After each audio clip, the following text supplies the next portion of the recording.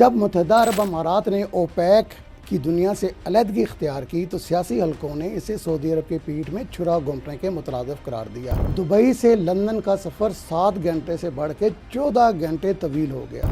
Cafe बंद होने लग गए हैं और लग्जरी शहर में भूख के आसार नुमायाँ होने शुरू हो चुके हैं। जिस इसराइल के साथ यूएई ने तल्लुकात बनाने के लिए सब कुछ किया, वो भी उसका साथ देने की बजाय चाहता है कि किसी भी तरह उसके सऊदी अरब से बराह रास्त और मुकम्मल तल्लुकात कायम हो जाएं।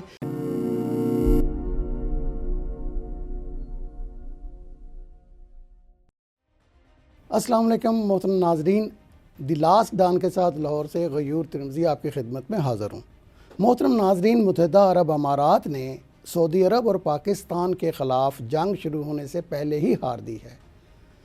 जब मुत्तहिदा अरब अमारात ने ओपेक की दुनिया से अलहदगी इख्तियार की तो सियासी हलकों ने इसे सऊदी अरब के पीठ में छुरा घोंपने के मुतरादिफ करार दिया। लेकिन मुत्तहिदा अरब अमारात कभी ये ना समझ सका कि जवाब मज़ाइलों की सूरत में नहीं आएगा, बल्कि उससे भी ज़्यादा ख़तरनाक होगा। जोग्राफिया, जी हाँ, मुत्तहिदा अरब अमारात का सऊदी अरब और ओमान पर इन्हिसार करता हुआ जोग्राफिया बज़ाते ख़ुद सऊदीया के पास एक ऐसा हथियार है जिसका अमाराती फ़ौज और हुकूमत मुकाबला कर ही नहीं सकती। फिर मुत्तहिदा अरब अमारात की सियासी हैसियत ये है कि जब अमाराती हुकूमत ने अपनी करेंसी दिरहम को बचाने के लिए अमेरिका से करेंसी स्वैप की दरख्वास्त की तो जवाब में अमेरिका की तरफ से खामोशी छा गई, क्योंकि अमेरिका कभी भी पेट्रो डॉलर के अब तक के मुहाफ़िज़ सऊदी अरब के साथ अपने तल्लुकात को एक लग्जरी और अयाश खलीजी मुल्क यूएई के लिए ख़तरे में नहीं डालेगा। यूँ पहली सफारती नाकामी ज़ाहिर हो गई और साबित हो गया कि अमेरिका कभी भी सऊदीया के मुकाबले में यूएई का एक हकीकी इत्तेहादी नहीं बन सकता। इसके बाद सऊदी अरब ने अचानक अमाराती एयरलाइंस एमिरेट्स, रासुल खैमा, फ्लाई दुबई और इतिहाद वगैरह की परवाज़ों के लिए अपनी फ़ज़ाई हदूद सिक्योरिटी वजूहात की बुनियाद पर बंद कर दी। इसके नतीजे में दुबई से लंदन का सफ़र 7 घंटे से बढ़ के 14 घंटे तवील हो गया। यूँ अमाराती एयरलाइंस अपनी आलमी मुसाबकत खो बैठी और दुबई एक तनहा जजीरे में बदल चुका और इसके लग्जरी होटल वीरान महल बन गए। और फिर बात यहाँ तक ही नहीं रुकी, क्योंकि सऊदीया और यूएई के दरमियान वाक़या अल-बतहा बॉर्डर क्रॉसिंग को भी तकनीकी वजूहात की बुनियाद पर बंद कर दिया गया।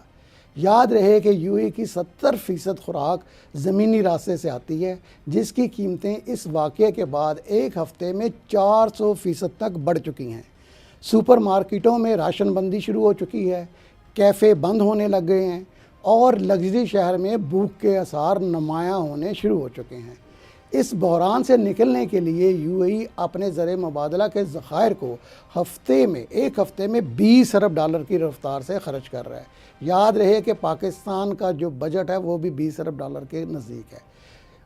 इस 20 अरब डॉलर को वो इसलिए ख़र्च कर रहा है ताकि करेंसी को किसी भी सूरत में रोका जा सके, इसको सहारा दिया जा सके। और सूरत हाल इस नाजुक मोड़ पर आ पहुंची है कि अब उनके सामने सिर्फ 2 रास्ते हैं। पहला ये कि अपनी करेंसी दिरहम को आज़ाद छोड़ दे और अवाम की बचतें तबाह हो जाने दे, या कैपिटल कंट्रोल नाफज करे और बैरूनी सरमायाकारी रोक ले, जिससे तमाम बैनुल-अक़वामी कंपनियाँ दुबई छोड़कर कतर और रियाद वगैरह में चली जाएंगी। यानी दोनों सूरतों में दुबई मौजज़ा ख़त्म हो जाएगा। इस वक्त मुत्तहिदा अरब अमारात के तमाम इत्तेहादी साथ छोड़ चुके हैं। मिस्र और बहरीन फ़िलहाल उसके साथ हैं, लेकिन यह तनाज़ा तवील होते ही वो रियाद के साथ खड़े हो जाएंगे। जिस इसराइल के साथ यूएई ने तल्लुकात बनाने के लिए सब कुछ किया, वो भी उसका साथ देने की बजाय चाहता है कि किसी भी तरह उसके सऊदी अरब से बराह रास्त और मुकम्मल तल्लुकात कायम हो जाएं, ताकि इसराइल के क़याम का जवाब सऊदी अरब के अलावा दूसरे मुसलमान ममालिक भी तस्लीम कर लें। इसके अलावा सन 2017 में यूएई ने सऊदीया के साथ मिलकर कतर का बाइकाट किया था। अब उसी कतर ने भी सऊदी अरब के लिए अपनी फ़ज़ाई हदूद खोल दी हैं और मुतबादल दुबई कॉन्फ्रेंस की मेज़बानी की तैयारी शुरू कर दी है। इस तरह कुवैत, इराक़ और ओमान में भी इस तनाज़े में यूएई के साथ नहीं बल्कि सऊदीया के साथ शाना बशाना खड़ा होने का फ़ैसला किया है। यानी ख़ुद को अमेरिका और इसराइल की झोली में बैठाने वाले मुत्तहिदा अरब अमारात को दुनिया सफारती तौर पर तनहा रहता हुआ देख रही है।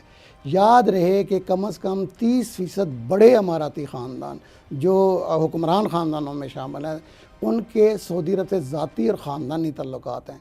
वो अगरचे अपनी कौमी वाबस्तगी और मुआशी मफादात के दरमियान फंस चुके हैं, लेकिन ख़ानदानी वाबस्तगी उनकी मुस्तकिल वफ़ादारी में अहम किरदार अदा करेगी। नीज़ 85% गैर मुल्की आबादी तेज़ी से अब यूएई छोड़ रही है। हवाई अड्डे जो मसरूफ़ होते थे अब वीरान हो रहे हैं। ख़दशा है कि यूएई के 45 दिन के मुहासरे के बाद उसके पास खाने के ज़खायर भी ख़त्म हो सकते हैं। उसकी करेंसी दिरहम मसलसल गिरावट का शिकार है।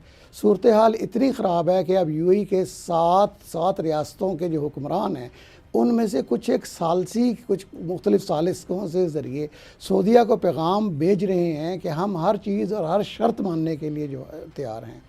इसके जवाब में सऊदी अरब का जो सख्त जवाब आया, उसमें साफ साफ यूएई के हुक्मरानों को बताया गया है कि बग़ैर शर्त के ओपेक में वापसी करें, अखलाकी नुकसान का मुआवजा अदा करें, और अब वो जितनी भी परवाज़ें सऊदीया से गुजारेंगे उसमें फ़ी परवाज़ 2 मिलियन ट्रांज़िट फ़ीस जो है उसको भी अदा करेंगे। यूएई की ये मजबूरी है कि उसे ये शराइत माननी पड़ेंगी, क्योंकि उसके पास कोई मुतबादल रास्ता भी मौजूद नहीं है।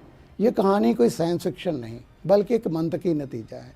आप जदीद तरीन जहाज़ और बुलंद इमारतें ख़रीद सकते हैं, लेकिन आप स्ट्रेटजिक गहराई नहीं ख़रीद सकते। यूएई ने पैसे की ताकत पर गरूर किया और जवाब में जोग्राफिये की सख्त हकीकत सामने आ चुकी है। गरूर और ताकत का अंजाम हमेशा रुस्वा कुन पसपाई ही हुआ करती है। जो आज यूएई के साथ हो रहा है, यकीनन अमेरिका के साथ भी होगा, और हम बहुत जल्द ऐसा होते हुए देखेंगे। नाज़रीन, अपना और अपने हमसायों और करीबी अज़ीज़ों का ख्याल रखिए। मुस्नद और सच्ची ख़बरों के लिए दी लास्ट डॉन को सब्सक्राइब कर दीजिएगा, लाइक कर दें और बेल आइकॉन दबा दें ताकि हमारी नई वीडियोज़ आप तक बर वक़्त पहुँचती रहें। शुक्रिया। अल्लाह हाफ़िज़। पाकिस्तान ज़िंदाबाद।